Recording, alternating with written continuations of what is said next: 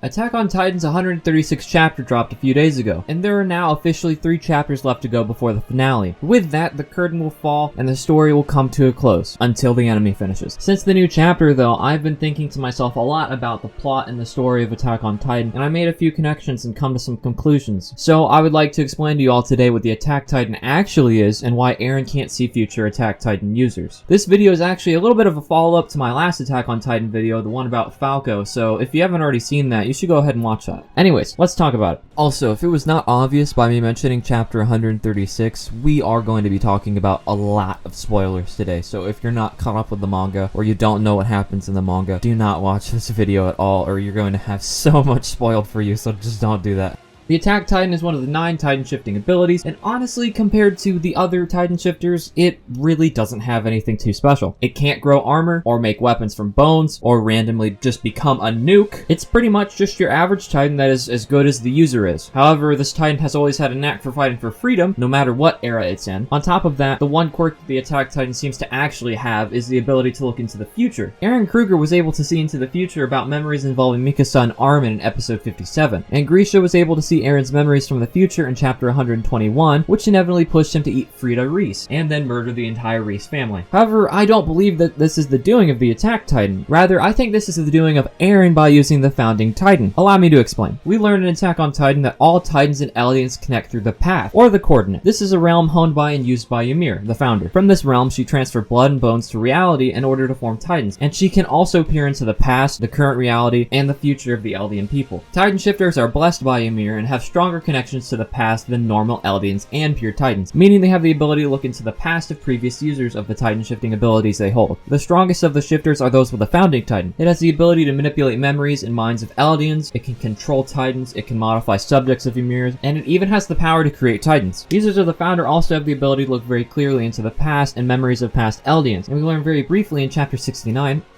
nice. That holders of the Founder can look into the future. Yuri Reese tells Kenny Ackerman that in the near future, the world will crumble and be destroyed, which we know to be accurate as Eren is currently enacting the rumbling. We don't know how far the Founding Titan can look into the future though, so we could see a few years, maybe only a year, maybe a few months, we have no idea. Among all the Titan shifters, the only other Titan able to peer into the future of its users is the Attack Titan, or at least so we think. Eren Yeager, to the knowledge of the viewers, cannot see into the future past his inheritance of the Attack Titan. Even while having the Founding Titan where his connection with the past should heighten its power to their maximum, there is no future past his own. If the Attack Titan can see into the memory of its future holders, why can't Eren see past himself? That's because the Attack Titan does not actually have the power to see into the future. This power comes exclusively from Eren using the Founding Titan. This was actually about to be confirmed to us by Frida Reese in chapter 121. Grisha tells Frida that the Attack Titan users can see into the future, and she's about to tell him that the Attack Titan being able to do that is impossible, but he cuts her off. The reason the Attack Titan has always strived for freedom in its time of existence is because every Attack Titan user has been influenced by the will of Eren Yeager. Eren has strived for freedom almost his entire life. You could even say he'd go as far to do anything for freedom. Upon being able to use the power of the Founding Titan, I believe that Eren has used his power to structure a closed time loop. A closed time loop means a person is not changing time or the past, they are structuring it, or becoming a part of the past. This way, everything will always flow in one complete timeline, to a single point and place. Eren influenced Eren Kruger to give his Titan power to Grisha, which is why Kruger tells Grisha his mission, and Armin and Mikasa being saved is mentioned in that mission. This leads to the Attack Titan getting its way into the walls, which then, ends up getting into Eren's hands later on. We get definite confirmation that Eren influences the actions of Grisha in chapter 121, where he basically makes Grisha kill the whole Reese family, and then eat Frida. The only reason Eren knew he would be able to do this though isn't because he looked into the future, but because he saw Grisha's memories when he kissed Historia's hand in chapter 89. This is why Eren thanks Zeke for bringing him back into his memories, because without this entire closed loop would not have been possible. He would never have been able to interact with his dad at all in the way that he did. Attack on Titan's Japanese name Shingeki no Kyojin is a direct call to the Attack Titan. Attack on Titan has always been one thing from the very beginning, the story of Eren Yeager and his Attack Titan.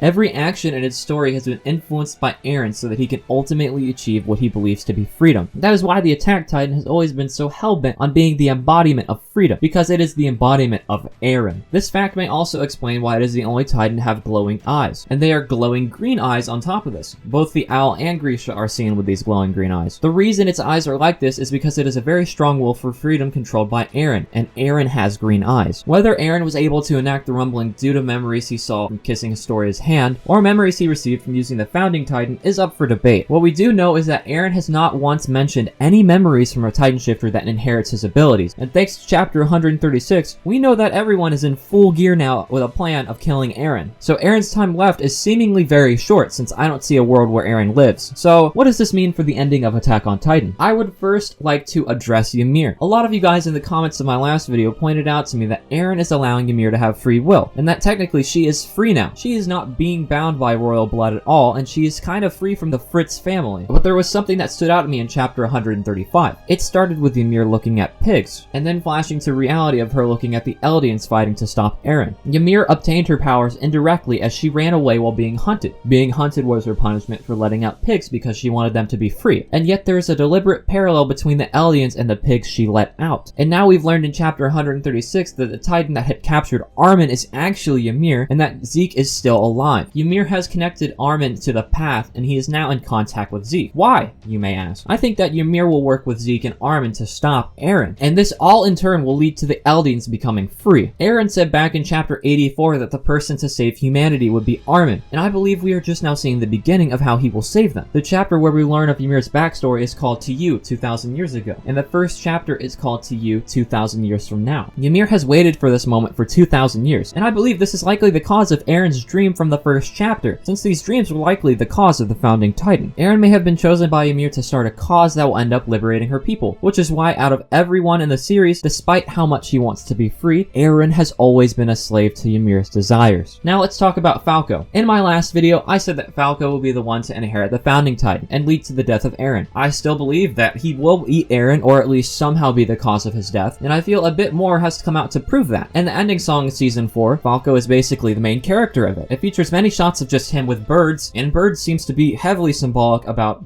freedom. And there is a very clear shot of Ymir and the past being absorbed into what seems to be Falco's palms, as he watches birds fly away. Again, there's a lot of birds in this ending. Plus, in chapter 136, Falco affirms that he will keep his promise to save Gabi from the dark future ahead. No Titan Shifter has ever seen the memories of the future before getting their Titan except Eren, which is why when Falco saw this, I thought this would be the doing of the Attack Titan. But I have since realized that this was probably due to the will of Ymir, and I believe that Ymir has set Falco on this path to inevitably end up being the death of Eren. Sharik Arain, really hope I said that right, apologize if I didn't, made a phenomenal comment on my last video that I like to put some light on. They said that Falco and Gabi are direct contrast to what Eren's character has become. Falco represents freedom perfectly in nearly every way that he is, and there's a lot of symbolism with him and birds, naturally also pointing to freedom. Eren has sought freedom through genocide, which has put him above the clouds, while it has made him become a monster because he's murdering so many people. Falco, since the very first chapter he's introduced, has been nothing but kind-hearted, even going as far to save enemy soldiers and unknowingly help Eren. This has led him to developing wings and flying above the clouds, making him truly free, which is something Eren wishes he could do. With Gabi, she started off brainwashed like how Eren was. She believed all Eldians were devils and should die. Eren believed all Titans should be murdered, but Gabi learns that the Eldian people are actually not bad, and she has come to appreciate them. Eren goes from wanting to kill Titans to suddenly wanting to kill everybody outside of the walls and viewing them like animals. Gabi and Falco are what humanity needs. They are the antithesis of Eren's character, and that is why Falco will be the one to inevitably stop Eren, since he is the opposite of Eren. With all this, I believe I've actually decoded a large majority of Attack on Titan. Ymir chose Eren to be the one to free the Eldians, but this unintentionally led to Eren becoming someone with no free will. Eren played out the future as he wanted, thinking that he was always striving for freedom because he always felt trapped by something. He inevitably activates the Founding Titan to commence the rumbling, destroying a giant portion of the world. In doing this, he frees Ymir from royal blood and her duties of building Titans, so she'll never have to do this again once Eren dies and passes on. While he is in the rumbling, he creates a closed loop by influencing the Attack Titan users of the past to lead them up to this very point in time. The Survey Corps go to stop Eren with the help of Gabi, Falco, Reiner, and such. Upon arriving, Ymir captures Armin so that Zeke and Armin can talk to each other and formulate their plan. This leads to two possible options. One, they detonate the explosive at Eren's head, blowing his head off and exposing his spine. Or two, in chapter 136, it's noted that Ymir is heading towards Eren's head, but she is carrying Armin. I think that Armin will either come into contact with Bertolt to make a giant explosion, almost like a nuke, or Ymir will take Armin to the top of Eren's head, where he'll transform and still blow up regardless. Either way, Eren is going boom boom, and Armin will have taken down Eren to save humanity. This will lead to Eren's spine being exposed, which I believe could be crystallized due to Eren's Warhammer Titan powers. Falco will then swoop in and break the crystal with his Jaw Titan strength, causing him either to eat Eren or just kill him. Falco will then come into contact with someone that has royal blood,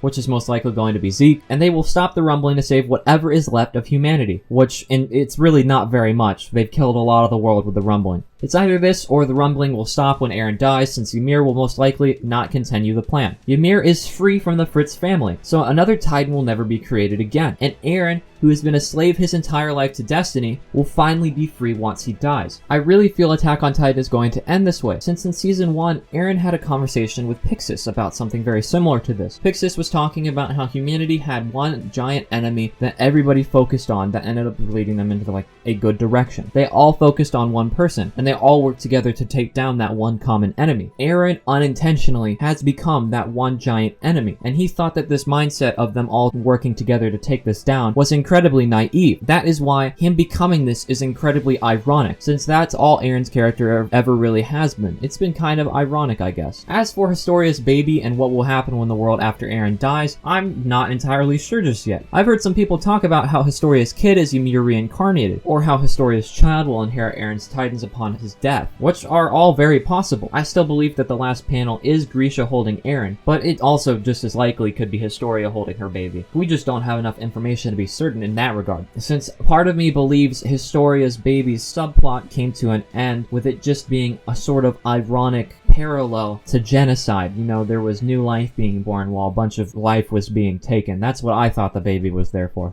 I do believe that Armin will go down in history as a hero like Helos did in Liberio, the statue from Marley, and that he will likely write down history of what happened since he's the narrator of the anime, and he will be one of the survivors of Eren's rumbling. With all that though, that's all I really have as far as explaining Attack on Titan goes. What do you guys think about my new and more in-depth theory? Let me know in the comments, because it's time to further discuss like we did in my previous video. I'm really happy that there is so much discussion going on in those comments. But that's all I have to say. Until next time.